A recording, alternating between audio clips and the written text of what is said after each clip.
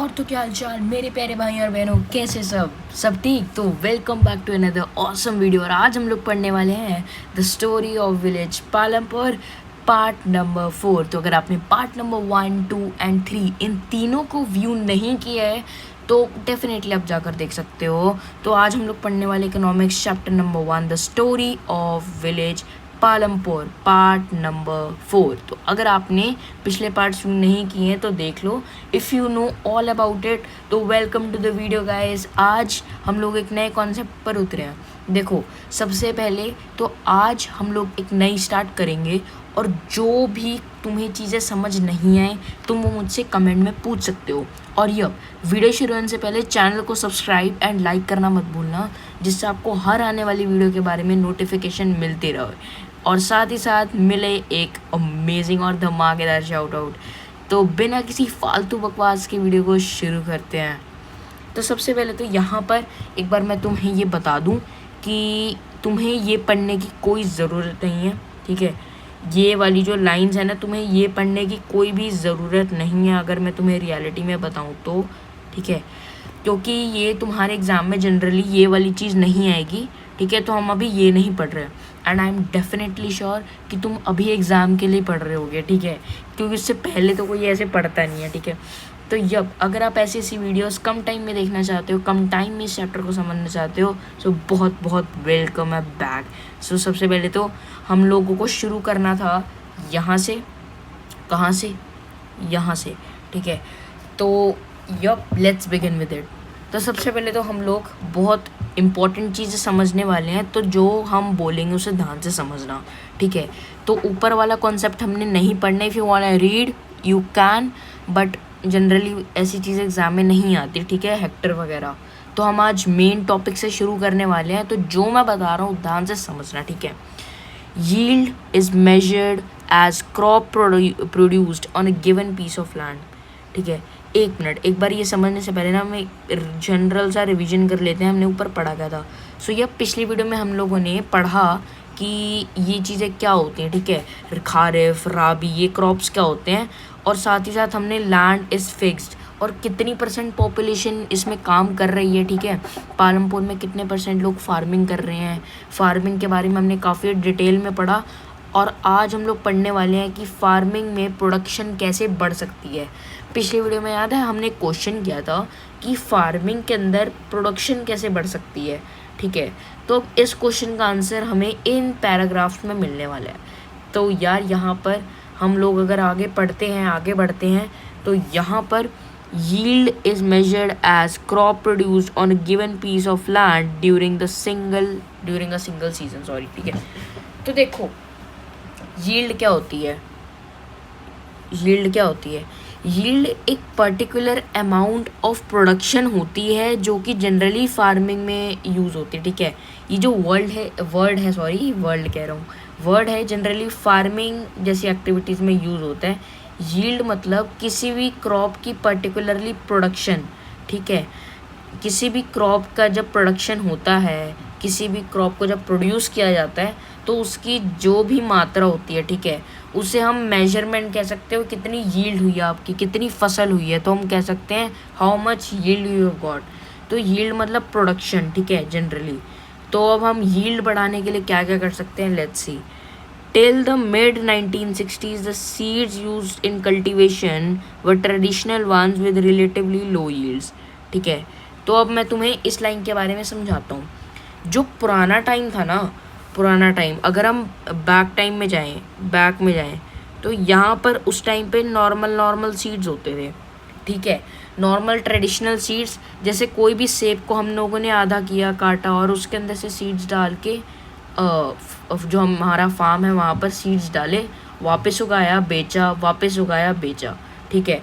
अब यहाँ पर अगर तुम देखो तो आज के टाइम पे एक बहुत इजी चीज़ है।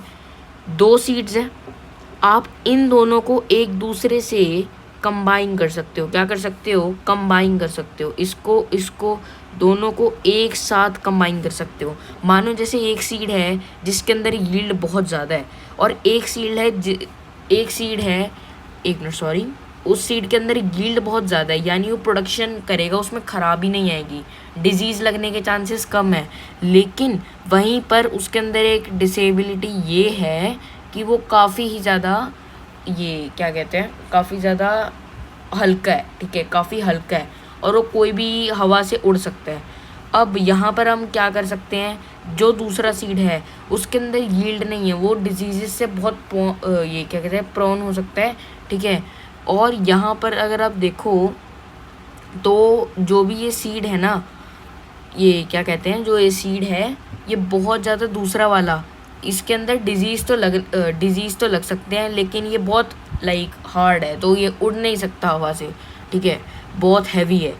अब यहाँ पर ये दोनों सीड्स को आप एक मेथड से कंबाइन कर सकते हो, ठीक है, हाइब्रिडाइजेशन कहते हैं उसको, आपने कभी ना कभी 8th में भी पढ़ा होगा, हाइब्रिडाइजेशन कहते हैं, ठीक है। और जब ये दो सीड्स मिल जाते हैं तो उस पर्टिकुलर सीड को हम कहते हैं HYV, ठीक है, HYV, जिसके बारे में अभी हम पढ़ने वाले हैं बहुत जल्दी, ठीक है। Farmers use low cow dung and other natural manure as fertilisers, ठीक है। तो पुराने टाइम, आज के टाइम पे तो आप देखो फार्मर्स के पास कितनी टेक्नोलॉजी आ गई है, ठीक है। वहाँ आजकल तो फार्मर्स फर्टिलाइजर्स का यूज़ कर रहे हैं पूरे क्रॉप के अंदर, जो पूरे के पूरे क्रॉप्स वगैरह हैं वहाँ पर ये फर्टिलाइज़र सीड्स बहुत ज़्यादा चल रहे हैं, ठीक है। तो वो भी, अब फर्टिलाइज़र सीड्स जब यहाँ पे बहुत चल रहे हैं तो वो जनरली क्या करते हैं, ज़्यादा जो मैन्योर है उसकी जगह फर्टिलाइज़र्स को यूज़ करते हैं, क्योंकि फर्टिलाइज़र ज़्यादा जल्दी प्रोडक्शन करते हैं, ठीक है, टाइम नहीं लगाते मैन्योर की तरह। आजकल जो गोबर वगैरह है, मैन्योर जिनको नहीं पता, मैन्योर मतलब काऊ का डंग यानी गोबर, ठीक है। तो यहाँ पर आजकल फर्टिलाइजर्स यूज़ होते हैं उन मैन्योर की जगह, ठीक है।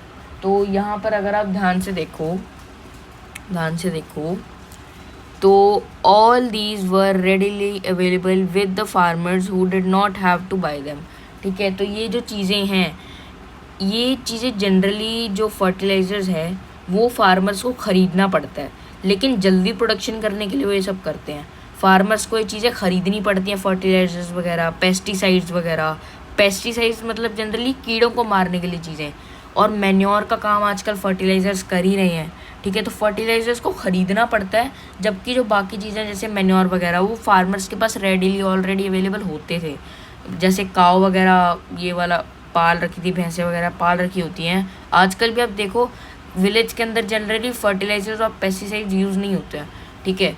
तो बट एक डेवलप्ड विलेज है तो यहाँ पर काफ़ी मॉडर्न फार्मिंग मेथड्स का यूज़ किया जाता है, ठीक है। मॉडर्न फार्मिंग मेथड्स यानी आज की डेट में जो फार्मिंग होती है जिनसे, जैसे कि फर्टिलाइजर्स यूज़ होते हैं, पेस्टिसाइड्स, इलेक्ट्रिक चीज़ों का यूज़ किया जाता है, कैनल्स वगैरह, मॉडर्न चीज़ों का यूज़ किया जाता है पुरानी चीज़ों की जगह, ठीक है। फिर अगर आप यहाँ पर देखो, the green revolution in the late 1960s introduced the Indian farmer to cultivation of wheat and rice using high yield varieties HYVs।